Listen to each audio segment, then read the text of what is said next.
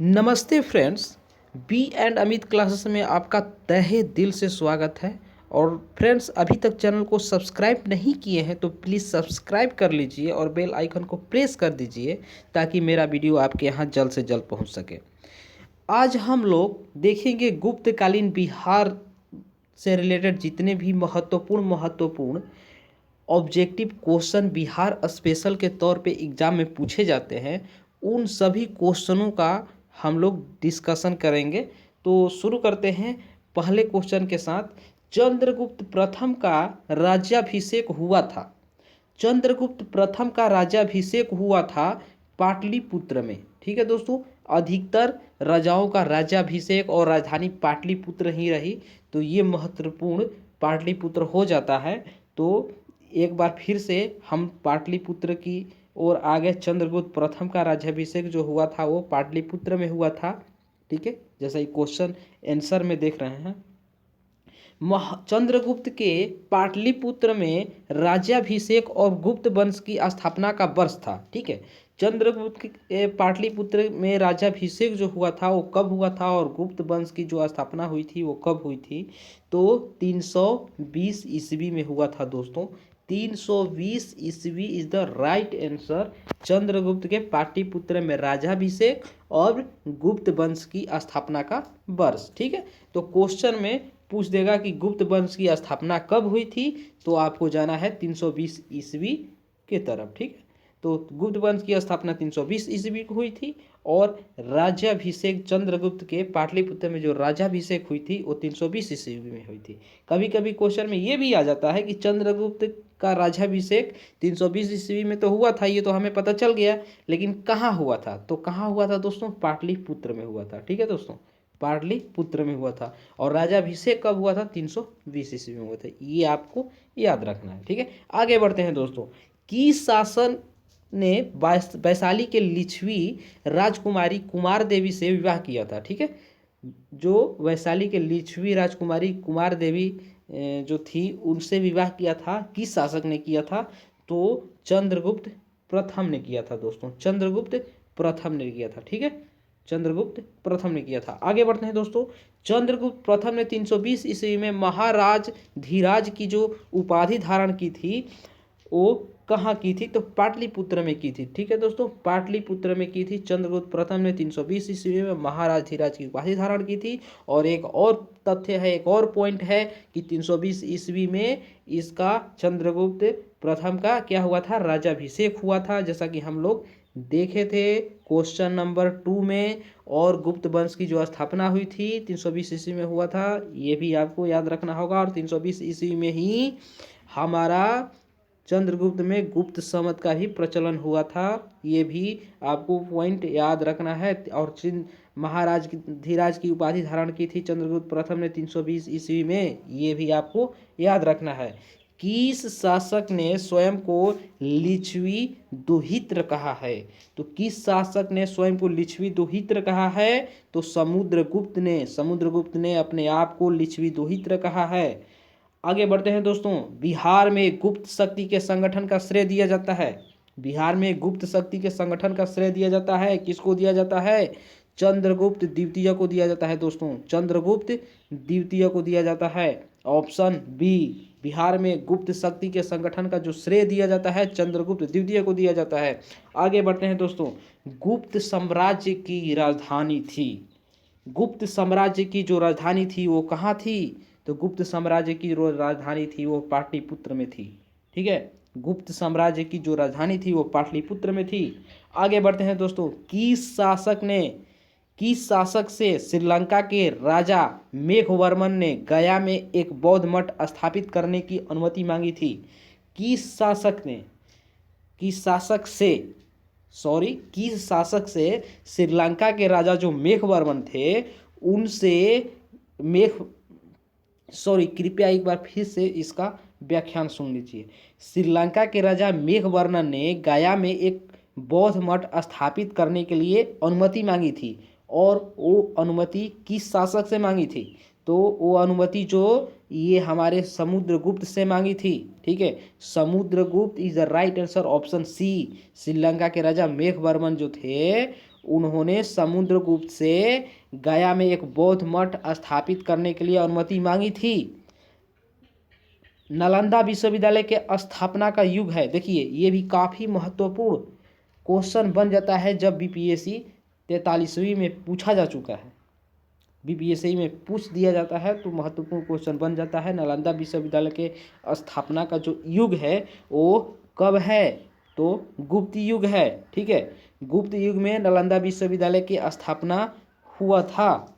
नालंदा विश्वविद्यालय का संस्थापक कौन था, ये तो बात होगी स्थापना की, लेकिन नालंदा विश्वविद्यालय का संस्थापक कौन था, तो नालंदा विश्वविद्यालय का संस्थापक कुमारगुप्त था। ठीक है, कुमारगुप्त नालंदा विश्वविद्यालय का संस्थापक था और इसकी स्थापना जो हुई थी गुप्त युग में हुई थी। आगे बढ़ते हैं दोस्तों, बोध गया के महाबोधि मंदिर की स्थापना हुई। बोध गया के महाबोधि मंदिर की जो स्थापना हुई थी वो गुप्त काल में हुई थी। ये भी आपको याद रखना है कि बोध गया के महाबोधि मंदिर की स्थापना हुई थी। ये महाबोधि मंदिर की स्थापना गुप्त काल में हुई थी और गुप्त काल में ही नालंदा विश्वविद्यालय की स्थापना हुई थी। ठीक है दोस्तों, देखिए नालंदा विश्वविद्यालय की स्थापना हुई थी गुप्त युग में और बोध गया महाबोधि मंदिर की जो स्थापना हुई थी वो भी थी गुप्त काल में। ठीक है, आगे बढ़ते हैं। चीनी यात्री फाहियान कितने समय तक पाटलिपुत्र में रहा था? चीनी यात्री फाहियान कितने समय तक पाटलिपुत्र में रहा था?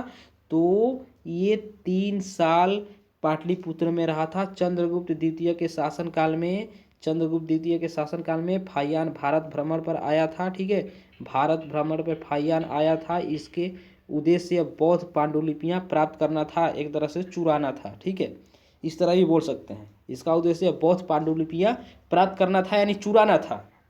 फाहियान भारत भ्रमण पर आया था। आर्यभट्ट का संबंध किस नगर से था? तो आर्यभट्ट का संबंध जो था वो पाटलिपुत्र से था। ठीक है, जैसा कि आप जानते हैं आर्यभट्ट का संबंध किस नगर से था, तो पाटलिपुत्र से था। गुप्त काल की एक सुंदर कार्तिकेय की मूर्ति किस जिले में प्राप्त हुई थी? सुंदर कार्तिकेय की जो मूर्ति जो है गुप्त काल में, तो ये शाहाबाद जिले से प्राप्त हुई थी। कहाँ है शाहाबाद? अच्छा इधर है, शाहाबाद जिले से प्राप्त हुई थी। Option D right answer. Bihar में 7.5 फीट ऊंची बुद्ध देवी की एक पीतल की मूर्ति प्राप्त हुई है।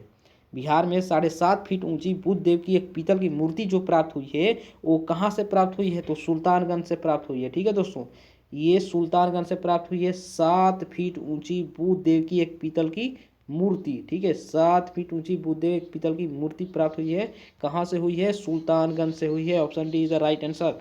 राजगीर के मणिनाग मंदिर में पत्थर पर खोदे हुए गणेश, विष्णु तथा नाग नागिनों के चित्र हैं। यह किस काल के हैं? तो यह जो है गुप्त काल के हैं। ठीक है, गुप्त काल। राजगृह में स्थित जरासंध की बैठक का निर्माण किस काल में हुआ माना जाता है? राजगृह में स्थित जरासंध की बैठक का जो निर्माण किस काल में माना जाता है निर्माण? तो ये माना जाता है गुप्त काल में। ठीक है, गुप्त काल में। ठीक है, ये जरासंध की बैठक का जो निर्माण हुआ था राजगृह में गुप्त काल में। ठीक है दोस्तों, आगे बढ़ते हैं।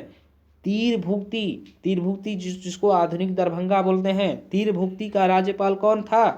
तीरभुक्ति का राज्यपाल उस समय गोविंद गुप्त था। गोविंद गुप्त चंद्रगुप्त द्वितीय का छोटा पुत्र था। ठीक है, चंद्रगुप्त द्वितीय का छोटा पुत्र कौन था? गोविंद गुप्त था। ठीक है, आगे बढ़ते हैं।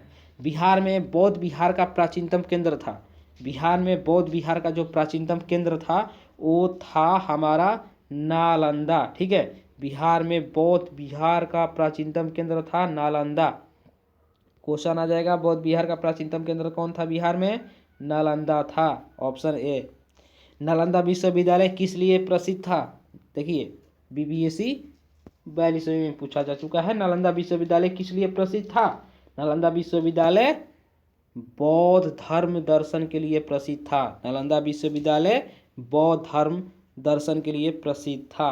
नालंदा में अवस्थित भारतीय विश्वविद्यालय में फाहियान किसके शासन के दौरान आया था? नालंदा में अवस्थित भारतीय विश्वविद्यालय में फाहियान किसके शासन के दौरान आया था? तो हमारा जो आया था चंद्रगुप्त विक्रमादित्य। ठीक है, चंद्रगुप्त विक्रमादित्य। नालंदा में अवस्थित भारतीय विश्वविद्यालय में फाहियान किसके शासन के दौरान आया था? चंद्रगुप्त विक्रमादित्य। किसने यह वर्णन किया है कि मध्य भारत के सभी देशों में मगध देश में सर्वाधिक नगर थे? धनपतियों ने यहाँ चिकित्सालय बनवाए थे जहां रोगियों को मुफ्त भोजन तथा दवाएं दी जाती थी। ठीक है, यह किसने यह वर्णन किया है? तो यह वर्णन फाहियान ने किया है। ठीक है, फाहियान ने किया है वर्णन। गुप्त संवत का आरंभ होता है, गुप्त संवत का जो आरंभ होता है, गुप्त संवत का जो आरंभ होता है 320 ईस्वी में, मैंने पिछले क्वेश्चन में बताया था। ठीक है, तो 320 ईस्वी में गुप्त संवत का आरंभ होता है। और निम्नलिखित शासकों में किसे भारत का नेपोलियन कहा जाता है? तो भारत का नेपोलियन किसे कहा जाता है? तो समुद्रगुप्त को कहा जाता है। ये आपको रट लेना है कि समुद्रगुप्त को भारत का नेपोलियन कहा जाता है। ये क्वेश्चन शायद ही एग्जाम में आए, अब आजकल जो एग्जाम होते हैं शायद ही है, लेकिन आपको याद रखना है कि भारत का नेपोलियन किसे कहा जाता है? समुद्रगुप्त को। सौराष्ट्र और मालवा क्षेत्र की विजय किस गुप्त सम्राट ने की? ये क्वेश्चन में आ सकता है। सौराष्ट्र एग्जाम में आ सकता है, क्वेश्चन तो है, सॉरी दोस्तों, एग्जाम में तो आ ही सकता है। सौराष्ट्र और मालवा क्षेत्र की विजय किस गुप्त सम्राट ने की? तो चंद्रगुप्त द्वितीय विक्रमादित्य। ठीक है, विक्रमादित्य, चंद्रगुप्त द्वितीय को ही विक्रमादित्य बोलते हैं। तो सौराष्ट्र और मालवा क्षेत्र की विजय किस गुप्त सम्राट ने की? चंद्रगुप्त द्वितीय विक्रमादित्य। प्रयाग प्रयाग प्रशस्ति का रचयिता कौन था? तो प्रयाग प्रशस्ति का रचयिता हरिसेन। कहाँ है हरिसेन? हाँ, हरिसेन। ठीक है, प्रयाग प्रशस्ति का रचयिता कौन था? हरिसेन था। ठीक है, इसका option B is the right answer. किस गुप्त सम्राट ने दक्षिण भारत में सफल सैनिक अभियान किए? ठीक है, किस गुप्त सम्राट ने दक्षिण भारत में सफल सैनिक अभियान किए? तो ये समुद्रगुप्त हो जाएंगे। गुप्त सम्राट ने दक्षिण भारत में सफल सैनिक अभियान किए थे समुद्रगुप्त। और प्रयाग प्रशस्ति के रचयिता कौन थे? हरिसेन। और सौराष्ट्र और मालवा क्षेत्र की विजय किस गुप्त सम्राट ने की? तो चंद्रगुप्त द्वितीय विक्रमादित्य ने। 25 क्वेश्चन और 27 थोड़ा फंसा सकता है आपको एग्जाम में। गुप्त सम्राट ने दक्षिण भारत में सफल सैनिक अभियान किया था समुद्रगुप्त ने, ये आपको याद रखना है। और सौराष्ट्र और मालवा क्षेत्र की विजय किस गुप्त सम्राट ने की? तो चंद्रगुप्त द्वितीय विक्रमादित्य ने। ठीक है दोस्तों, आगे बढ़ते हैं। प्रयाग प्रशस्ति में किस सम्राट के विजय अभियानों की चर्चा है? तो समुद्रगुप्त की है। ठीक है दोस्तों, समुद्रगुप्त की है। अभी हमने पिछले क्वेश्चन में पढ़ा कि प्रयाग प्रशस्ति के रचयिता कौन है? तो हरिसेन है। ठीक है, आगे बढ़ते हैं दोस्तों। गुप्त साम्राज्य के पतन के क्या कारण थे? ठीक है दोस्तों, गुप्त साम्राज्य के पतन के क्या कारण थे? तो गुप्त साम्राज्य के पतन के हुणों के आक्रमण भी हो जाएगा, प्रशासन का सामंती स्वरूप भी हो जाएगा, और तो और ये कमजोर शासन भी हो जाएगा। ठीक है, तो इसका जो राइट आंसर हो जाएगा आर्थिक संकट नहीं था। आर्थिक संकट नहीं था, क्योंकि गुप्त साम्राज्य के पतन में आर्थिक संकट नहीं हुआ था, पैसों का कमी नहीं था। तो पतन के क्या कारण थे? आर्थिक संकट तो नहीं था, लेकिन ये प्रशासन का सामंती स्वरूप हो जाएगा, हुणों के आक्रमण हो जाएगा और कमजोर शासक हो जाएगा। ठीक है, तो option C is the right answer.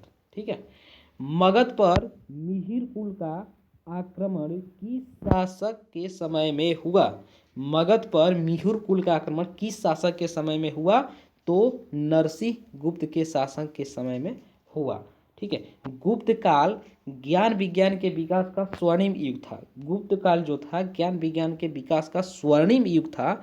इसमें योगदान करने वाले विद्वान थे, देखिए योगदान करने वाले विद्वान थे, हम लोग देखते हैं वराहमिहिर थे, आर्यभट्ट थे, ब्रह्मगुप्त भी थे, लेकिन पढ़नी नहीं थे। ठीक है, ज्ञान विज्ञान के विकास का स्वर्णिम युग था, पढ़नी नहीं थे, क्योंकि ये संस्कृत के प्रख्यात पंडित विद्वान थे। तो ये हो जाएंगे हमारे ब्रह्मगुप्त, आर्यभट्ट और बारहमिहिर। ये ज्ञान विज्ञान से संबंधित वैज्ञानिक थे, एक तौर पे मान सकते हैं। तो इसका राइट आंसर हो जाएगा ऑप्शन सी। ऑप्शन सी सही है। अब अगले वीडियो में पढ़ेंगे दोस्तों मगध के परवर्ती गुप्त शासक। ठीक है दोस्तों, अभी तक चैनल को सब्सक्राइब नहीं किए हैं तो प्लीज़ सब्सक्राइब कर लीजिए बी एंड अमित क्लासेस को, और बेल आइकन को प्रेस कर दीजिए ताकि मेरा वीडियो आपके यहाँ जल्द से जल्द पहुँच सके। तो प्लीज़ हमें सपोर्ट कीजिए, चैनल को सब्सक्राइब कीजिए। या आपको नहीं मिल रहा है तो सर्च बार में जाइए और BN अमित क्लासेस लिखिए और सर्च कीजिए और मेरा आपको चैनल दिख जाएगा इस लोगों का, और उसको सब्सक्राइब कर लीजिए। ठीक है दोस्तों, बहुत बहुत धन्यवाद।